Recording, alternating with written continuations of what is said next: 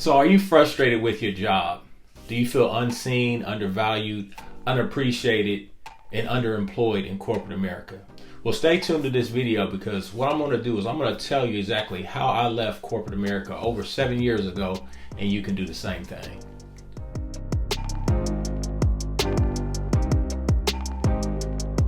All right, so let's go and get into this. So this is your first time on my channel. My name's Aaron, and what I do is I help frustrated corporate employees like yourself make the transition from employee to business owner on a part-time basis. So you're probably thinking, like, what qualifies you to talk to me about transitioning out of corporate America to business ownership? Well, about 7 years ago, I was in your position. I felt underpaid, I felt undervalued, unseen, and all of that.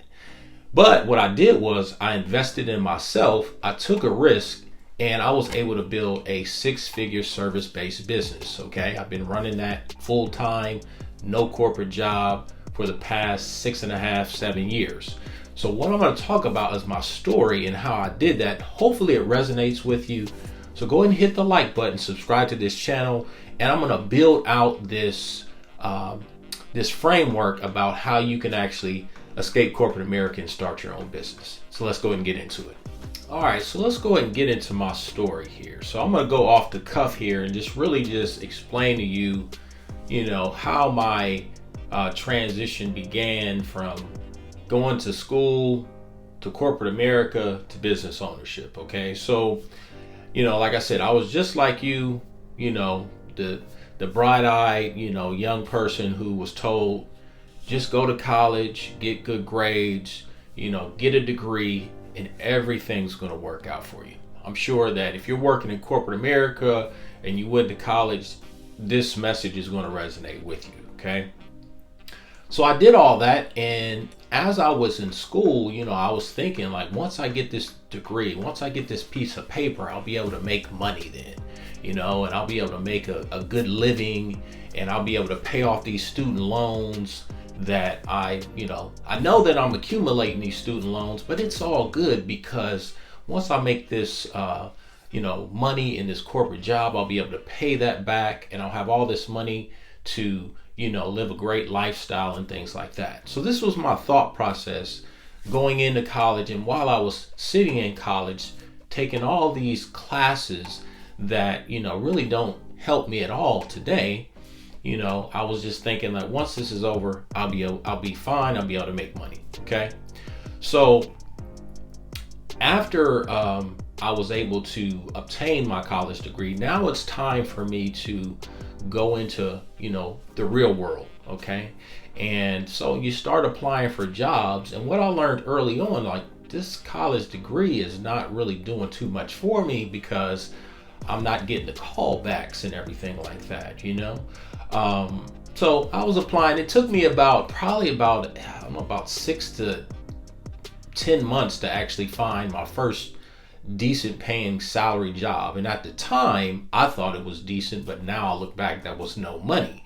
But that's fine because at the time, I didn't have any kids. I didn't have, a wife or anything like that. No real obligation. So, I was brought up in a time where you work your way up through a corporation and, eventually you'll get to a place possibly in leadership where you're making a good salary, but you start at the bottom and you work your way up, okay?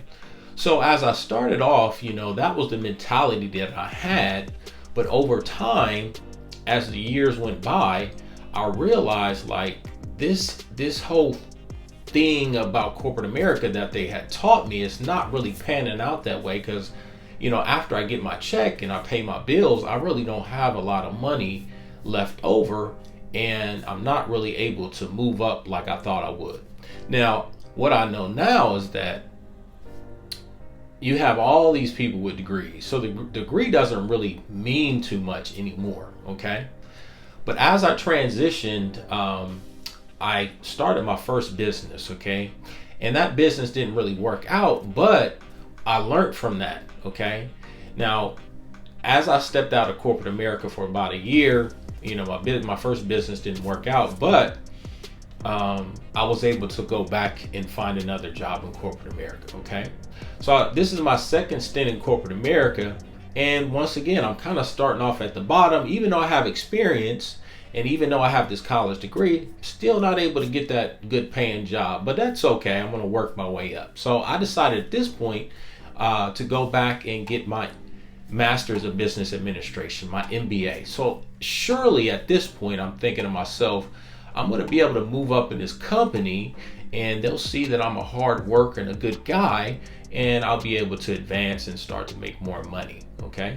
Now, I would get my, yearly, 3% cost of living raises and things like that. But when I would go in for my year-end reviews or my quarterly reviews, my manager would always tell me, look, you are almost there, but for whatever reason, there was a but, And so I didn't qualify for this raise or this bonus because I wasn't working hard enough. So I said, look, well, I'll just work harder. Okay. Before I go on with my story, I want to address some of the pain points that I was experiencing during this stage in my career.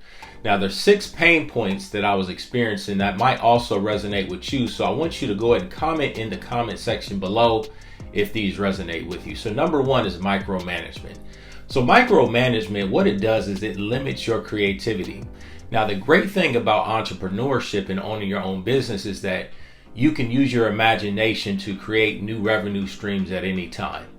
Number 2 is the lack of career progression. So you may feel stuck in your current job. You have to ask for a promotion. Now, as an entrepreneur, you can use your creativity to give yourself a promotion. You no longer have to beg someone and be at their mercy to get a promotion. Number 3 is office politics. So office politics is mainly about favoritism. Does the hiring manager like you? Do they know a coworker? And do they prefer them over them because they know somebody else in the company? That's mainly what office politics is about. Number 4 is inadequate compensation. So oftentimes your responsibilities increase, but your salary does not. And this is when you start to feel underpaid and undervalued. Number 5 is the lack of recognition. Now, when your hard work goes unnoticed, you start to feel unappreciated. And the last but not least is unrealistic workloads. Now, excessive demands can make you feel overworked, and that's the 6 pain points. So now I'm at a place where I'm still feeling, unappreciated. I'm definitely underemployed, and I don't really feel valued in my company. So at this point in time, I'm starting to think to myself, what can I do to, start another business? Like, what type of business will that be? Now, what I learned from my first business experience was there was 4 key pillars that I talk about in my ebook, Corporate Line of Service Guide, which you can actually get a free copy of. There's a link in the description box. So what I learned is that I needed a business that had these 4 key components. And so I started doing my research and I decided that I wanted to start a service-based business. So at that point in time, I began my journey towards, starting this new business while I was still working full-time at my other job. So while I was working, I was doing research during the day. And then when I came home after my 9 to 5, I worked my 5 to 1 or 5 to 2. Okay. Now I took care of my kids in this time too, but at night I would be putting together, plotting this new business venture. And so this went on for about a year. I took about a year's time to plan out this new business. And after that year, I had basically put it all together. I had organized everything, went through all the steps from, starting the LLC, logos, names, all of these different things. And what happened was I was working and I had a kind of a run-in with my manager. Okay, there was sort of like a disagreement because I had actually started marketing my business and I started working part-time after work. And so I had sent out some promotional flyers and things like that. And then one day I actually, got a few calls. And then one day I was working, I made like $400 in a day or something like that. And I was like, okay, this is pretty nice here. And I'm like, well, I'll do this as long as I can part-time because I was really frustrated at my job. I was about ready to walk up out of there. So, Yeah, so basically it came down to, a point in time where I realized it was time for me to move on from that. And so I took a risk, and I really believed in myself, and I stepped out on a journey, and that was like 7 years ago at this point. And it's something that you can do as well. You just have to be confident in yourself, and you also have to hedge your risk and plan accordingly. So if you like this video and you'd like to learn how to make the transition from employee to business owner, click the link in the description box. I've created a free masterclass where you can learn more about my story, and you'll also receive a free copy of my ebook, Corporate Lighter Service Guide, when you register. So stay tuned to this channel, like this video, subscribe. In the next video, I'm going to teach you the easiest way to start an LLC. So I'll see you in the next one. Appreciate you watching.